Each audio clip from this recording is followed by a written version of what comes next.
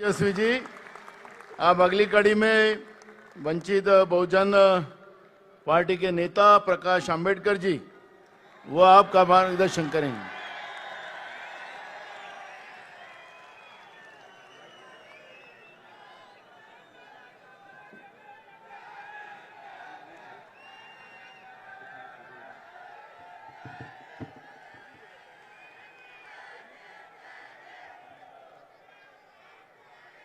मुझे सिर्फ 5 मिनट का वक्त दिया गया है।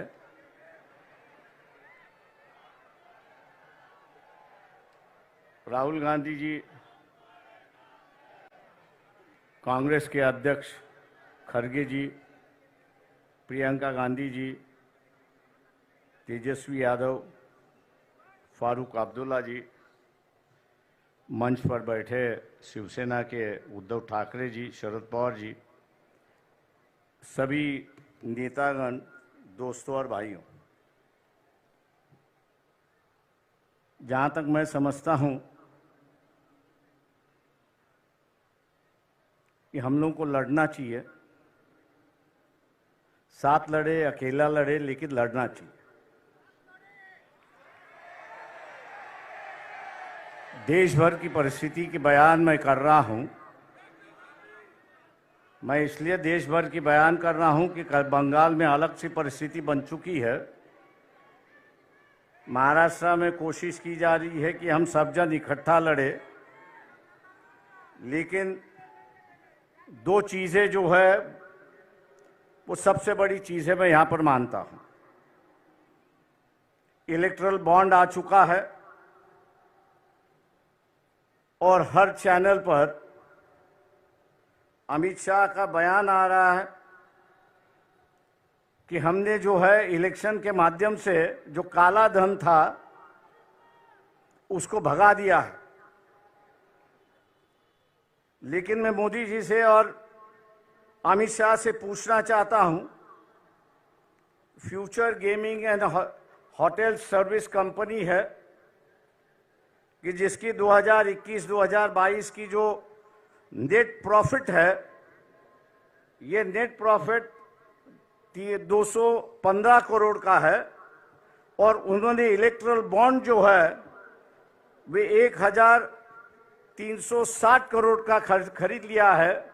जब कंपनी का प्रॉफिट ही 200 करोड़ है तो 1300 के बॉन्ड वहां कहां से खरीद लिए? इसका विवरण तो होना चाहिए। मैं ऐसे कई कंपनियों का नाम दे सकता हूं। क्या हम लोग इनको टारगेट करेंगे या नहीं करेंगे? मोदी से ये सवाल पूछेंगे या नहीं पूछेंगे? और हम लोग जरूर पूछना चाहेंगे कि आप कह रहे हो, अमित शाह से हम कह रहे हैं कि आप टीवी पर जवाब देते हो, तो इसका जवाब दीजिए कि इस कंपनी के पास 1300 करोड़ रुपए कहां से आए, इसका जवाब होना चाहिए। आप इन पर ईडी की इंक्वायरी करवा रहे थे, लेकिन ईडी की इंक्वायरी अब रुक चुकी है। ऐसी एक परिस्थिति है। मैं समझता हूं कि एक मामला है कि जिसको हमने उठाना चाहिए। दूसरा, प्रियंका गांधी जी से मेरी नम्र विनती है कि मोदी जी कहते हैं कि ये देश मेरा परिवार है। ये बात सही है कि ये देश उनका परिवार है, लेकिन उनका जो असली परिवार है उनमें से एक महिला उनके साथ में नहीं रहती है। हो सकता है कि अगले साल के इलेक्शन में जो हो रहा है, मोदी जी दोबारा प्राइम मिनिस्टर ना बने। कांग्रेस पार्टी के अध्यक्ष से भी मेरी दरखास्त है कि हम लोग इस मुद्दे को उठाए और हिंदू समाज के अंदर फैमिली का जो रिश्ता होता है वो सबसे गहरा रिश्ता होता है। मोदी जी उस रिश्ते को निभाए, उस रिश्ते को निभाए और अपनी पत्नी को अपने साथ में लेकर रहे। 2-4 दिन बाकी है, उसके लिए हम लोग को लड़ना चाहिए। मैं उम्मीद करता हूं कि खड़गे जी जब बात करेंगे इस पर जरूर अपनी टिप्पणी यहां पर करेंगे,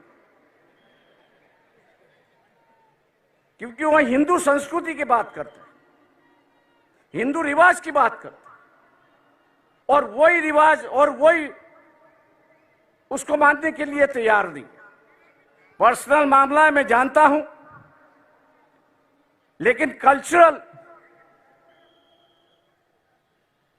की चर्चा जो है ये आरएसएस ने शुरुआत की, कल्चरल नेशनलिज्म की गई, कल्चरल हिंदुइज्म की गई। अब वो अगर अदा नहीं कर रहे हैं तो मैं समझता हूं कि हम लोगों की जिम्मेदारी होती है कि उनको उनकी बात समझाए और उसको अदा करने के लिए वो अपना अधिकार के लिए वो लड़े और हम लोग उनको सिखाए। ऐसी एक परिस्थिति है।